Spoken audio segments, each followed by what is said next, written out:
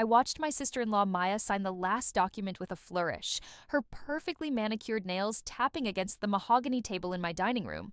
My dining room, my house. The house that, in exactly 14 months, would be seized by her creditors and auctioned off for a fraction of its worth. "There," she said brightly, sliding the papers toward me. "Just need your signature, Emma, right there at the bottom." I stared at the business registration forms, my hand trembling as I reached for the pen. Not from fear this time, from rage, because I'd already lived this moment once before. 3 weeks ago, I died in a car accident on the highway, my last thoughts consumed by bitter regret and the image of Maya walking away from my foreclosed home with a designer bag on her arm, laughing into her phone. 3 weeks ago, I'd taken my final breath at 42 years old, penniless, homeless, and utterly destroyed. And then I'd woken up, January 15th, 2019, 5 years in the past.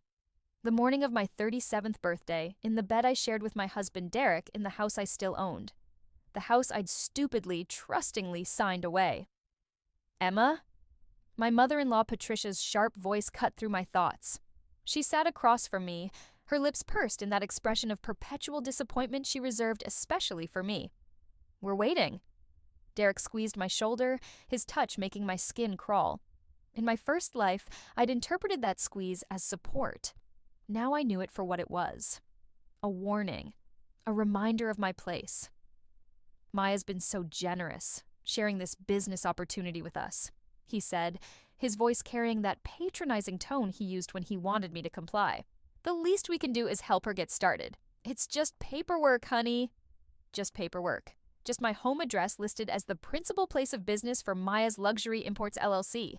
Just my property on the line when Maya racked up $300,000 in supplier debts, took out fraudulent loans using the business address as collateral, and disappeared to Singapore with her boyfriend and all the liquid assets. Just my entire life destroyed. I picked up the pen. "Actually," I said, setting it down again with a soft click, "I need to think about this." The temperature in the room dropped 10 degrees. "Think about what?" Patricia's eyes narrowed to slits. "Maya is family. Family helps family." "I understand that," I said calmly, even as my heart raced. This was the moment I'd rehearsed 1,000 times in my head since waking up in the past. But I'd like to understand the business better first. "Maya, can you walk me through your business plan, your supplier contracts, your projected cash flow?" Maya's smile faltered. "Well, it's all very technical. You wouldn't really understand. Try me." I leaned back in my chair, crossing my arms. "I have a degree in accounting, remember?" A degree I'd barely used because Derek had insisted I quit my job to support him and take care of the home. In my first life, I'd been so grateful for his permission to be useful, to help his family, that I'd signed anything they'd put in front of me.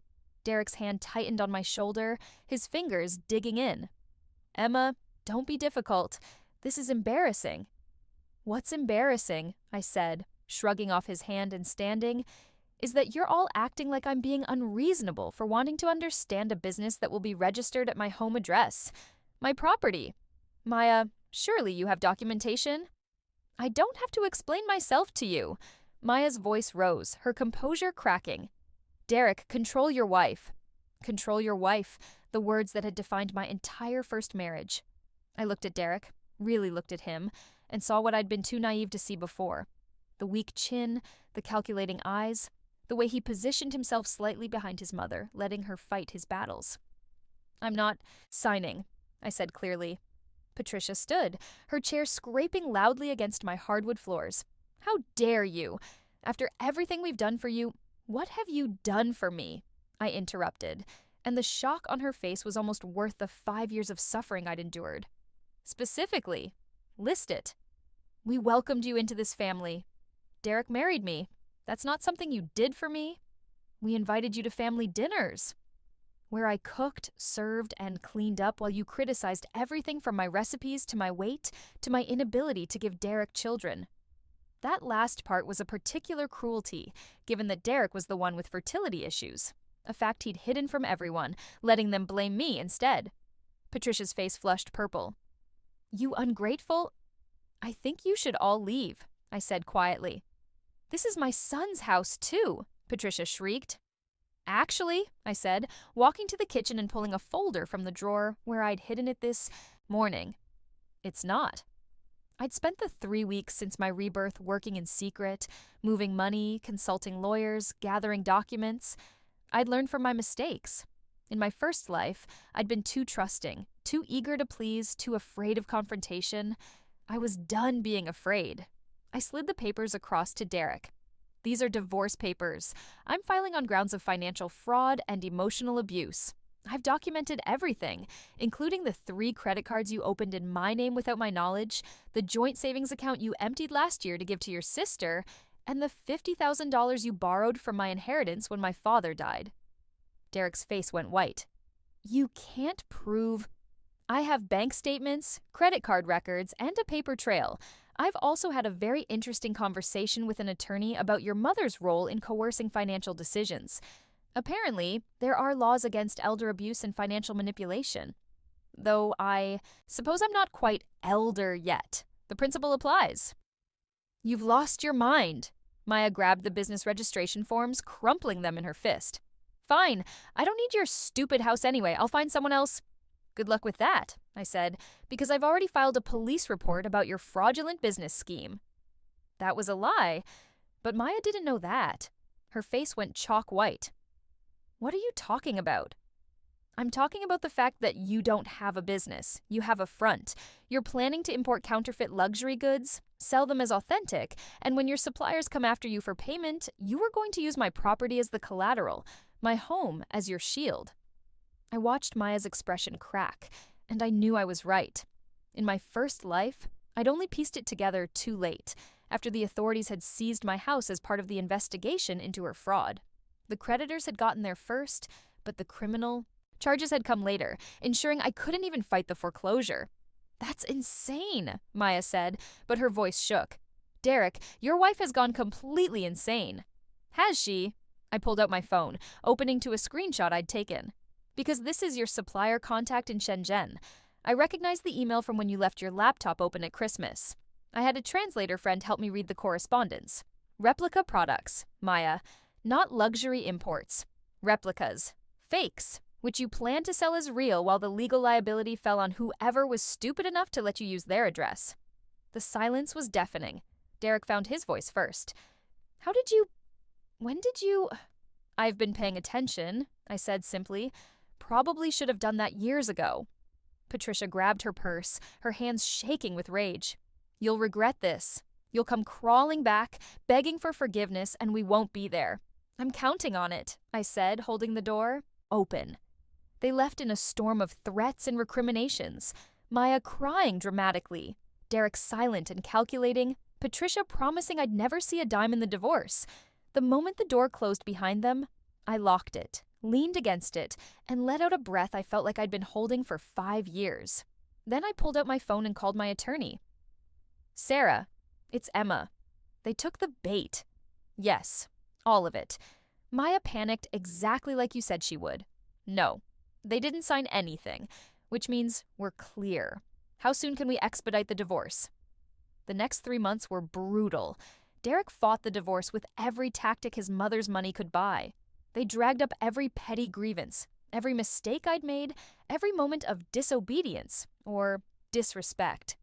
They painted me as mentally unstable, vindictive, a liar. But I had something they didn't. The truth, documented and irrefutable. And I had something else, too. Something I'd never had in my first life. I had rage. Not the hot, explosive kind that fades quickly.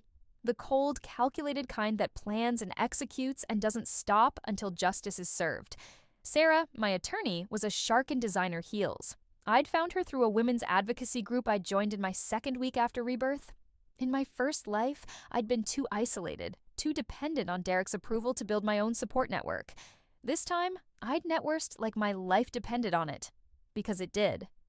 They're going to come at you hard on the financial fraud claims, Sarah warned me in her office, a corner suite with a view of the city. Derek's attorney is claiming you're exaggerating, that you had equal access to all accounts, that you're trying to inflate your settlement.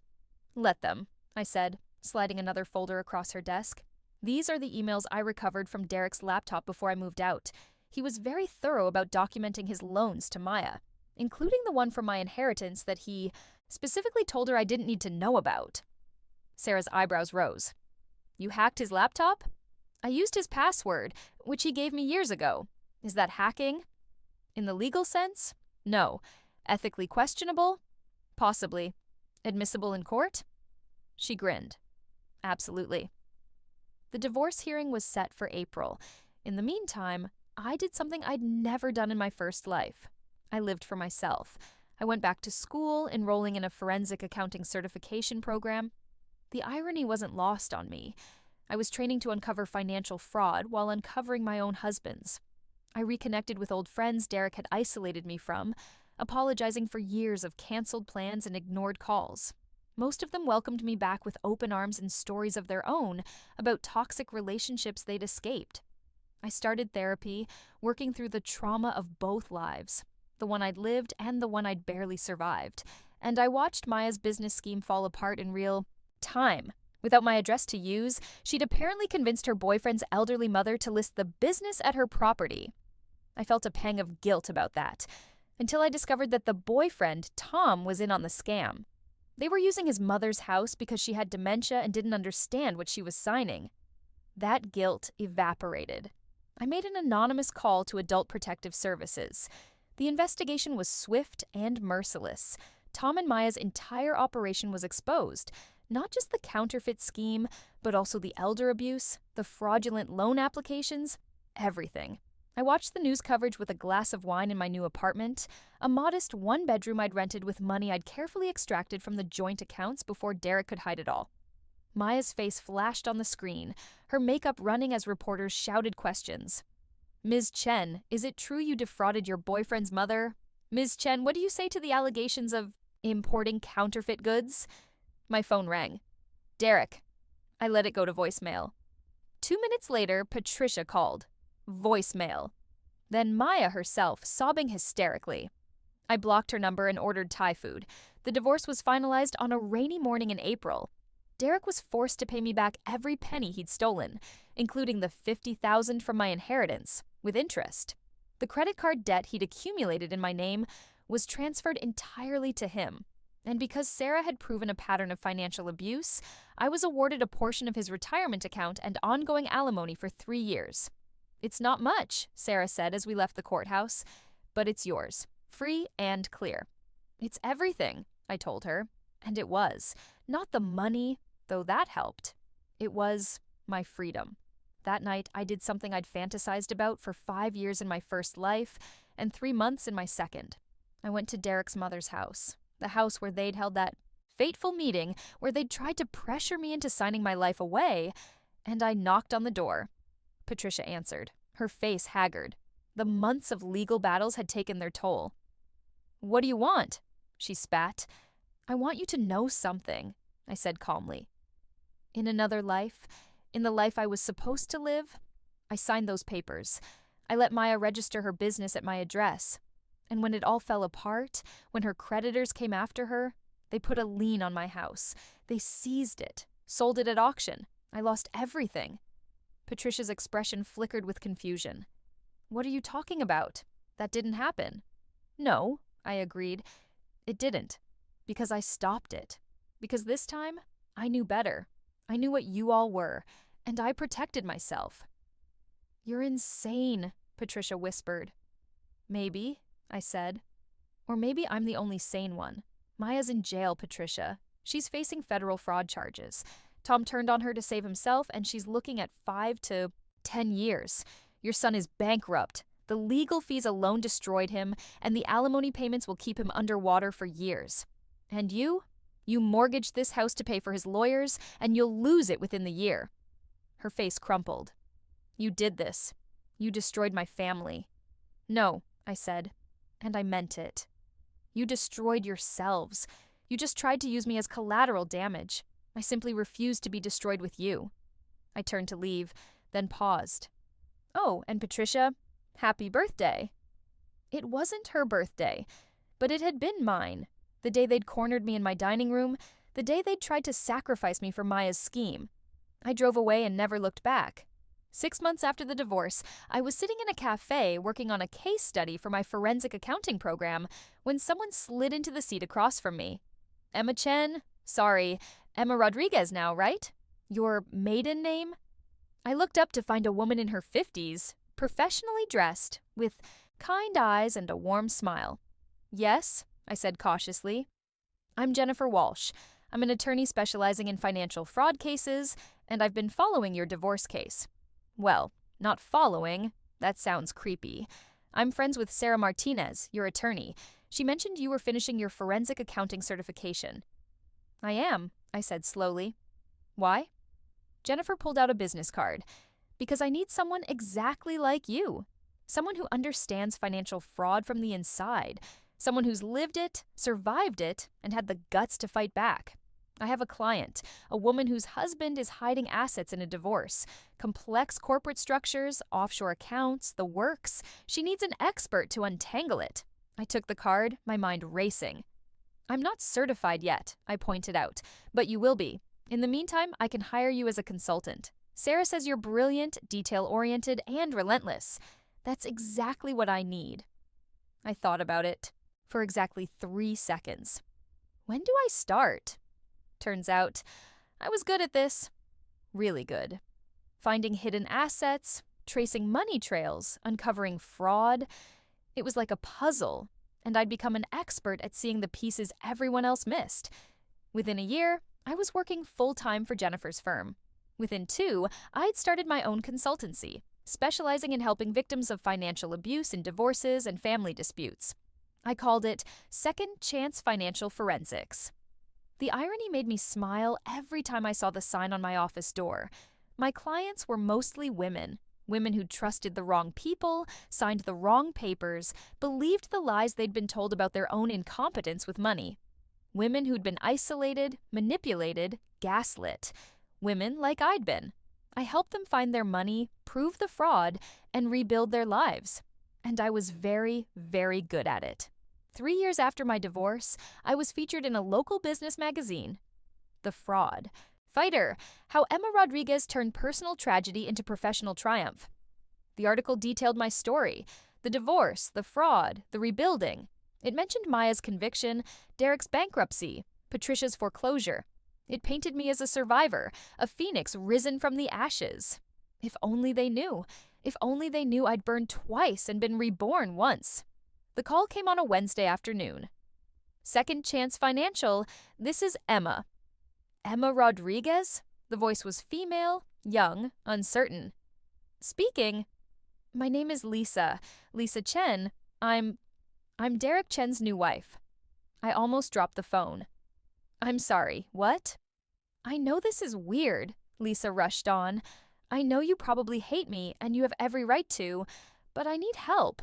I found your article online, and I didn't know who else to call. I sat down slowly. What kind of help? Derek. He's been pressuring me to sign papers, business registration forms for his sister's new company, and his mother keeps saying it's just a formality, that it's family helping family, but something feels wrong, and I read your article, and I realized... Her voice broke. I realized this is exactly what they tried to do to you. For a moment, I couldn't speak. Derek had remarried, and they were running the same scam. Of course they were. Lisa, I said carefully, do not sign anything. Do you understand? Nothing. But they're saying if I don't, it proves I don't trust Derek, that I'm not committed to the marriage. That's manipulation. Classic manipulation. Listen to me very carefully.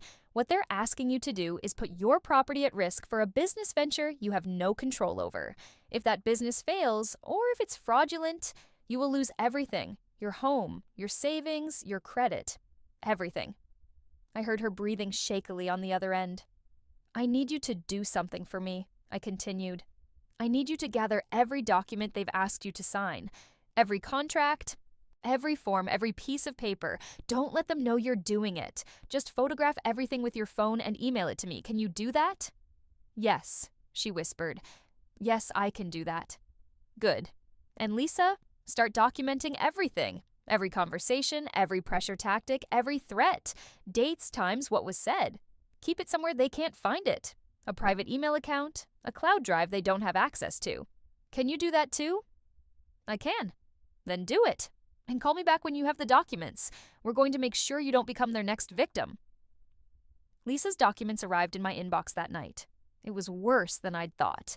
Maya was out on parole, early release for good behavior and overcrowding, and she'd started a new business. Chen Family Ventures LLC. Same scam, different name, but this time they'd learned from their mistakes. The business registration listed Lisa's address, yes, but they'd also forged documents that made it look like Lisa was a partner, an investor, someone with actual authority and knowledge. If this went south, Lisa wouldn't just lose her property. She'd face criminal liability. I called Jennifer immediately. We need to move fast, I told her. They're setting her up for fraud charges. Can you prove she didn't know?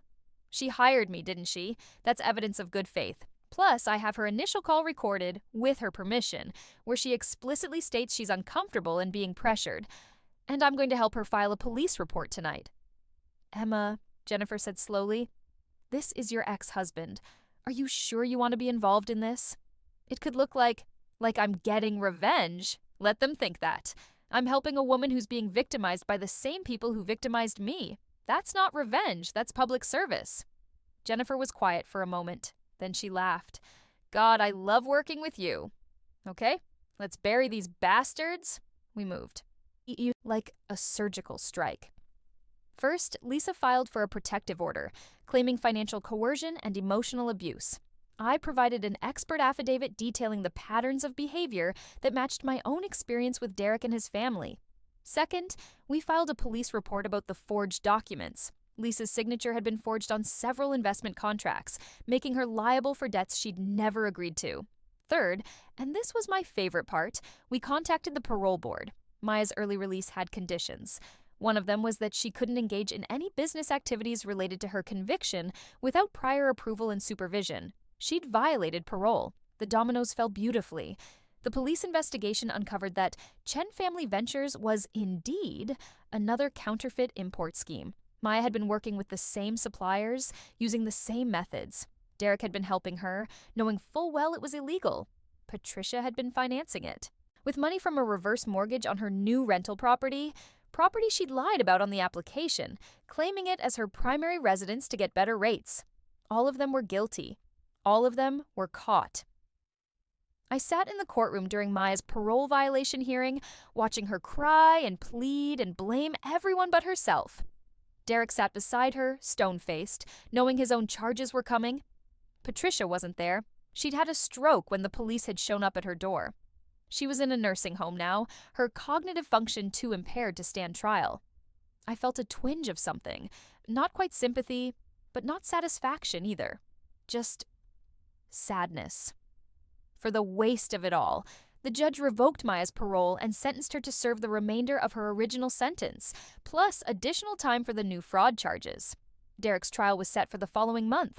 As I left the courthouse, I found Lisa waiting on the steps. "Thank you," she said, tears streaming down her face. "Thank you for saving me." "You saved yourself," I told her gently. "You asked for help.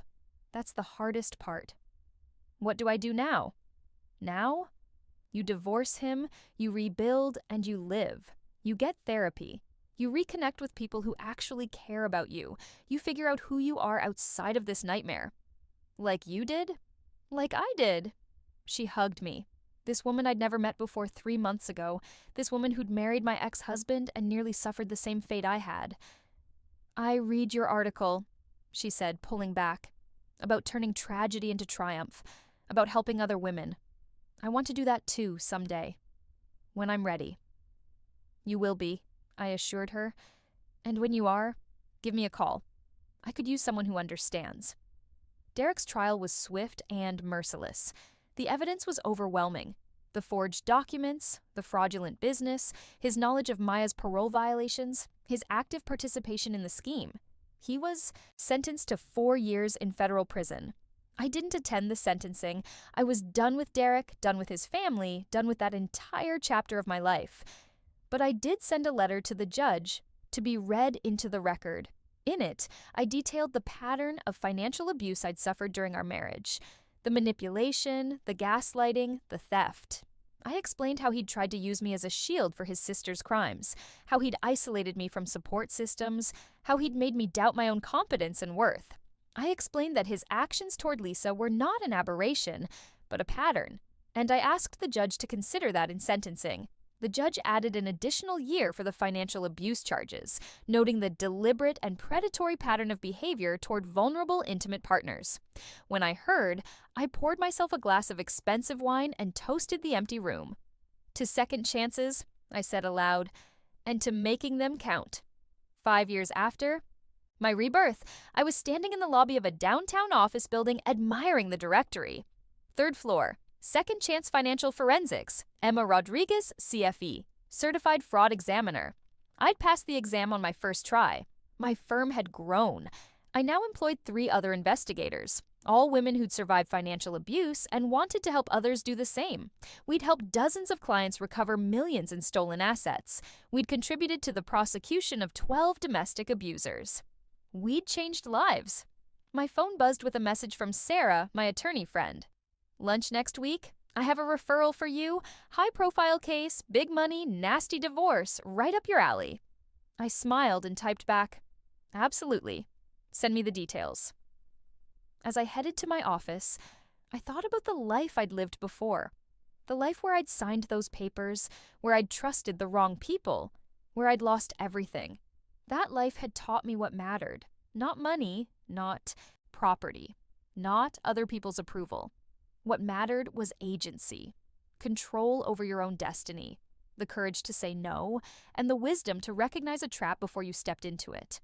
I'd been given an impossible gift, a second chance at life, at making different choices, at becoming who I was meant to be. I hadn't wasted it, and every time I helped another woman escape the trap I'd once been caught in, I honored that gift. My first meeting of the day was with a new client. Her name was Sarah, a different Sarah, not my attorney friend. She was 29, soft-spoken, and scared. My fiancé wants me to co-sign a business loan, she told me, her hands twisting in her lap. His brother is starting a company, and they need collateral. My house is paid off. It was my parents' house. They left it to me when they died. He says if I really loved him, I'd trust him. That we're going to be married anyway, so what's the difference? I looked at this young woman, saw myself in her, uncertain eyes, and felt that familiar fire kindle in my chest. The difference, I said gently, is everything. Let me explain why.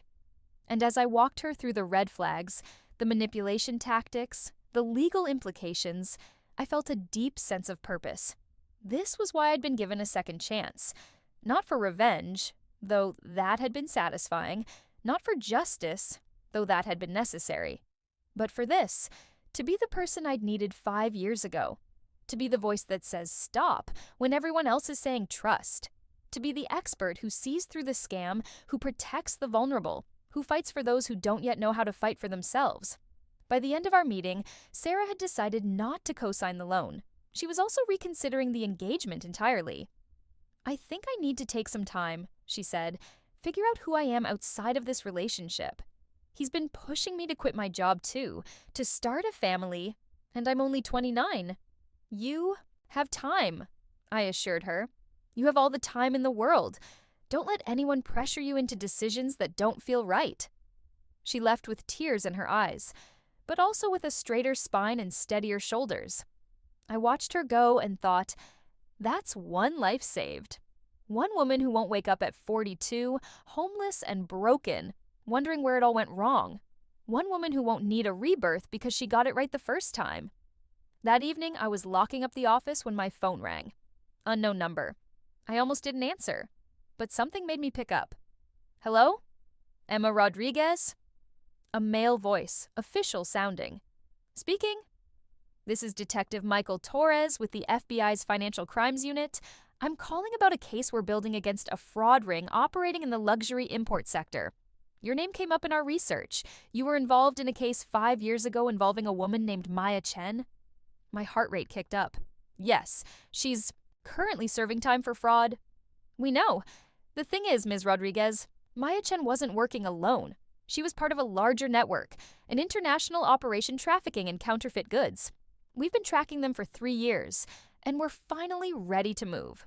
But we need an expert in financial forensics to help us untangle the money trail, someone familiar with this specific type of scheme. You want me to consult on the case? More than consult. We want you to testify as an expert witness. Your experience with the Chen case gives you unique insight into their methods, and your professional credentials as a CFE make you credible in court. I thought about Maya, about the scheme she'd tried to pull, about all the other victims there might be out there. I'll do it, I said. Send me the details. There's one more thing, Detective Torres said. This case is big, international. When we bring charges, it's going to be front-page news. Your name will be attached to it. I need to know you're prepared for that level of exposure. I thought about my first life, where I'd hidden from the world, ashamed of being a victim. I thought about this life, where I'd built a career on refusing to be silent. Detective, I said, I'm not afraid of exposure. I'm afraid of what happens when we stay silent. When do you need me? The case took 8 months to build. 8 months of diving deep into financial records, tracking money through shell corporations and offshore accounts, connecting the dots between hundreds of seemingly unrelated transactions. It was the most complex, challenging work I'd ever done, and I loved every minute of it. The fraud ring was massive. 37 people across 6 countries, moving counterfeit goods worth an estimated $800 million over a 5-year period. Maya had been a small fish, a regional operator, but her methods had been taught to her by someone higher up the chain, and those methods left a signature. A signature I'd learned to recognize. I found connections no one else had seen. I traced money trails that other investigators had given up on. I built a case so airtight that when the indictments came down, 23 of the 37 defendants immediately pled guilty rather than face trial. The remaining 14 went to court. I testified for 3 days. It was brutal. Defense attorneys attacked my credentials, my motivations, my relationship to Maya Chen. They implied I was biased, vengeful, obsessed. I stayed calm. I presented evidence. I explained complex financial transactions in terms a jury could understand. And when the verdict came back, guilty on all counts for all defendants, I allowed myself one moment of pure, unfiltered triumph. We'd done it. We'd taken down an international criminal organization. And I'd been part of it. The press coverage was intense. My face was in newspapers, on websites, on the evening news. The fraud fighter who took down an international crime ring. My phone rang off the hook with interview requests, consulting offers, speaking invitations. I accepted the ones that aligned with my mission, helping victims, educating the public, preventing fraud. I turned down the ones that felt exploitative or sensationalistic. And through it all, I kept working, kept helping women untangle themselves from financial abuse, kept building cases, finding evidence, fighting for justice. Because that's what second chances were for. Not to waste time on revenge fantasies or bitterness, but to make every single moment count. 7 years after my rebirth, I was invited to speak at a conference on financial fraud prevention. The keynote address in front of 500 professionals. I almost said no. Public speaking still terrified me. The little voice in my head, Derek's voice, Patricia's voice, the voice of my first life, still whispered that I wasn't good enough, smart enough, important enough. But then I thought about Sarah, the 29-year-old who'd walked out of my office with her head held high. I thought about Lisa, Derek's second wife, who'd called me last month to tell me she'd finished her accounting degree and was applying to forensic programs. I thought about all the women I'd helped, all the lives I'd changed. And I said yes. The conference was in Chicago, at a massive hotel with crystal chandeliers and more marble than a Roman temple.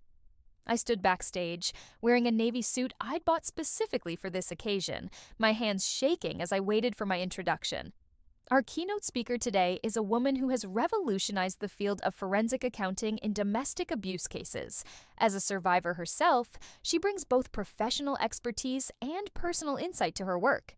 She's helped recover over $15 million in stolen assets, contributed to the prosecution of dozens of abusers, and brought down an international fraud ring. Please welcome Emma Rodriguez. The applause was thunderous. I walked out onto the stage, looked at the sea of faces, and felt something shift inside me. I wasn't afraid. I was ready. 7 years ago, I began, I was about to make the worst mistake of my life. I was about to sign papers that would give my sister-in-law permission to register her business at my home address. It seemed harmless. It seemed like I was being helpful, supporting family. I paused, letting the silence stretch. In another version of my life, I signed those papers, and it destroyed me. I lost my home, my savings, my sense of self-worth. I died broken and alone, wondering how I'd been so stupid, so blind, so weak. I could see people leaning forward, captivated. But I got a second chance. Not everyone does. And I've spent every day of that second chance making sure other women don't need one. Making sure they see the trap before they step into it. Making sure they know their worth, their power, their rights. I clicked to the first slide of my presentation. Today, I'm going to teach you how to recognize financial abuse in its early stages, how to document it, how to help victims escape it, and how to hold abusers accountable. For the next hour, I poured everything I knew into that presentation. Every lesson I'd learned, every pattern I'd identified, every tool I'd developed. The audience was rapt. When I finished, the applause lasted a full minute. During the Q&A, a woman in the front row raised her hand. "You mentioned a second chance," she said. "Can you elaborate on what you meant by that? It sounded like more than just a metaphor." I smiled. It was both a metaphor and something more. Let's just say I learned from my mistakes in a very profound way, and I made a choice to use that knowledge to help others. We all get moments where we can choose a different path. Mine was just more dramatic than most. It was as close to the truth as I could come. After the conference, I was approached by a literary agent. "Your story is incredible," she said. "Have you ever thought about writing a book?" "About what?" "About this. About surviving financial abuse, rebuilding your life, helping others. There are millions of women who need to hear this." I thought about it. A book. My story, my lessons, my expertise, available to anyone who needed it. "Yes," I said. "Yes, I'd like to write that book." Second Chance. How I Escaped Financial Abuse and Built a Life Worth Living was published 18 months later. It became a bestseller. Not overnight, not in some fairy tale twist, but slowly, steadily, through word of mouth and book club recommendations and women pressing copies into their friends' hands and saying, "You need to read this." I went on a book tour, speaking in libraries and community centers and women's shelters. I met hundreds of women who'd survived their own versions of my story, who'd been manipulated, stolen from, controlled. And I told them, "You're not alone. You're not stupid. You're not weak. You're a survivor, and you deserve better." The book led to more speaking engagements, more consulting work, more opportunities to make a difference. It also led to something I didn't expect: closure. I was signing books at an event in Seattle when a woman approached my table. She was in her 60s, well-dressed, with kind eyes. "Emma Rodriguez," she said. "Yes. How can I personalize this for you?" "I'm not here for a book," she said quietly. "I'm here to apologize." I looked up, confused. She took a breath. "My name is Margaret Chen. I'm Derek's aunt, Patricia's sister." My blood ran cold. "I need you to know," she continued, "that I had no idea what they were doing to you. I was estranged from the family, had been for years because of similar issues. Patricia and I, we didn't see eye to eye on how to treat people. But after everything came out, after the trials and the news coverage, I realized I should have done more. I should have reached out to you, should have warned you about them." I set down my pen. "Why are you telling me this now?" "Because I read your book, and I recognized myself in it, not in you, but in the people who stood by and did nothing, the people who knew what Patricia was like, what Maya was capable of, and just stayed quiet to avoid conflict. And I'm sorry. I'm so sorry you went through that alone." For a moment, I didn't know what to say.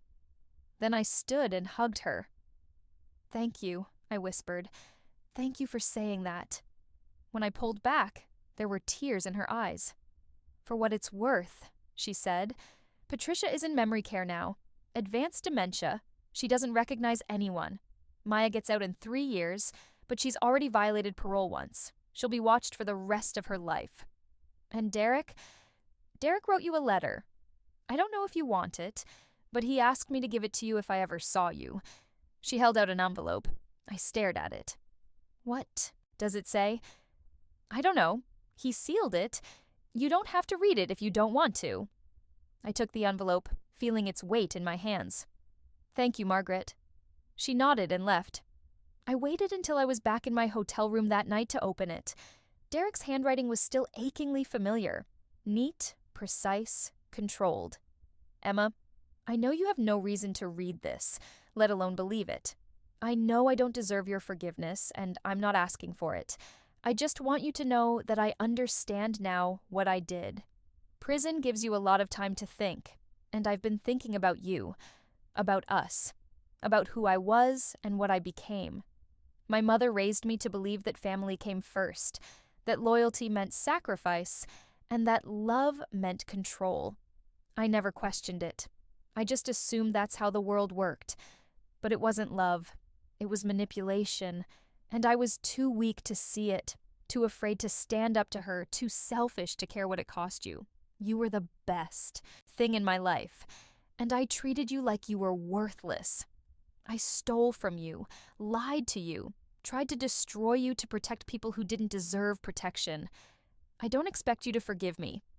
I don't forgive myself, but I want you to know that you were right. About everything. And I'm glad you got out. I'm glad you're thriving. I'm glad you turned your pain into something that helps people. You deserved so much better than me. I hope you found it. Derek. I read it twice. Then I folded it, put it back in the envelope, and filed it away in my suitcase. I didn't feel anger. I didn't feel satisfaction. I felt nothing. Derek was a chapter of my life that had ended years ago. His apology, his understanding, his regret, they didn't change what had happened. They didn't erase the pain, but they also didn't matter anymore. I'd moved on. I'd built a life he couldn't touch, couldn't taint, couldn't take from me. And that was the greatest victory of all. 10 years. After my rebirth, I stood in the living room of my house, the one I'd fought for and kept, and looked around at the people gathered there. Sarah, my attorney, now a partner at her firm and one of my closest friends. Lisa, Derek's ex-wife, now a certified forensic accountant working at my firm. Jennifer, my first boss in forensics, now retired but still mentoring young women in the field. Margaret, Derek's aunt, who'd become a friend and ally. And a dozen other women, clients I'd helped, colleagues I'd worked with, survivors I'd spoken with. We were celebrating the 10th anniversary of Second Chance Financial Forensics. 10 years of fighting fraud, 10 years of helping women escape abuse, 10 years of justice. I want to propose a toast, Sarah said, raising her glass. To Emma, who showed us all what it means to turn pain into power, trauma into triumph, and a second chance into a life worth living. To Emma, the room chorused. I felt tears prick my eyes. Happy tears. Thank you, I said. All of you. For believing in me, for supporting this work, for being part of this mission. We've helped over 500 women in 10 years. We've recovered over $50 million in stolen assets. We've put 37 abusers behind bars. And we're just getting started. The applause was warm, genuine, full of love. As the party continued, I slipped outside onto my porch, looking up at the stars. I thought about the woman I'd been in my first life. Scared, compliant, desperate for approval. I thought about the moment I'd woken up in the past, given an impossible gift, and I thought about the choice I'd made, not just to save myself, but to save others. Thank you, I whispered to the universe, to fate, to whatever force had given me this second chance. I didn't waste it. The door opened behind me and Lisa stepped out. You okay? She asked. Yeah, I said, smiling. More than okay. I'm exactly where I'm supposed to be. She joined me, looking up at the stars. Do you ever think about what would have happened? She asked. If you'd signed those papers? Every day, I admitted. It keeps me sharp, keeps me focused, reminds me why this work matters. I'm glad you didn't. she said quietly. Sign them, I mean. Because if you had, I wouldn't be here. I'd probably be in the same place you were. And there'd be no one to save me. There would have been someone, I said. There's always someone, if you're brave enough to ask for help. But you made it easier, she insisted. You built a whole organization to catch people like us when we fall. That's not nothing. No, I agreed. It's everything. We stood in comfortable silence, two women who'd survived the same trap, set by the same people, saved by the same refusal to accept abuse as love. Come on, Lisa said eventually. They're cutting the cake. I followed her inside, back to the warmth and light and laughter. Back to the life I'd built. The life I'd earned. The life I'd been given a second chance to live. And as I blew out the candles on the anniversary cake, 10 candles for 10 years, I made a wish. Not for myself. For every woman still trapped, still suffering, still believing the lies she's been told about her worth. I wished for her to find her second chance, and I promised to be there when she did. Because that's what survivors do. We reach back, we pull others up, we make sure no one suffers alone, and we turn our second chances into someone else's first hope. That's the real revenge. Not destroying your enemies, but thriving so completely, so absolutely, that you become the person who saves others from becoming you. I looked around at the faces of the women I'd helped, the lives I'd changed, the futures I'd protected. This was my legacy, not the money I'd recovered, not the abusers I'd prosecuted, but this. A room full of women who'd reclaimed their power, their agency, their lives. Women who'd been women, given a second chance, or who'd seized one for themselves. Women who were thriving, and I'd helped make that possible. The house they'd tried to take from me, the one Maya had wanted to use as collateral for her fraud, the one Derek had tried to destroy to protect his family, was now filled with laughter and hope and fierce, unbreakable strength. It was poetic justice. It was perfect. It was everything. Speech, someone called out. I raised my glass. 10 years ago, I made a choice, I said. I chose to fight back. I chose to protect myself. I chose to turn my pain into purpose. But I couldn't have done any of it alone. Every woman in this room has contributed to this mission, whether as a colleague, a client, a friend, or a fellow survivor. We've built something bigger than any one of us. We've built a movement, and we're not stopping. I looked at each face, seeing my own journey reflected back at me. Here's to the next 10 years, I said. To the women we'll help. The lives will change. The abusers will stop. And to second chances, may we use them wisely, fiercely, and with absolute determination to make the world better than we found it. Hear, hear, the room erupted, and in that moment, surrounded by women who'd survived and thrived, I felt a peace I'd never known in my first life. This was what I'd been reborn for. Not revenge, not justice, though that had come. But this, the knowledge that my suffering had meaning, that my second chance had purpose, that my choice to fight back had rippled outward, changing lives, saving futures, building something lasting and good. They'd tried to make me list her business at my address. After Rebirth, I'd turned their trap into my triumph, and I'd spend every day of my second life making sure other women could do the same. That was the real victory. Not that my enemies suffered, though they had, but that I'd transformed my pain into power, my trauma into a tool for change, my second chance into a lifeline for others. I'd won. Not because I'd destroyed them, but because I'd become indestructible.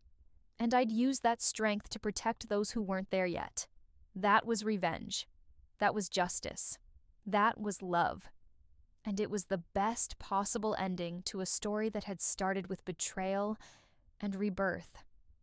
A story that would continue, with every woman I helped, every life I changed, every future I protected.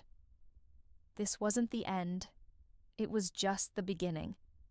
And I couldn't wait to see what came next.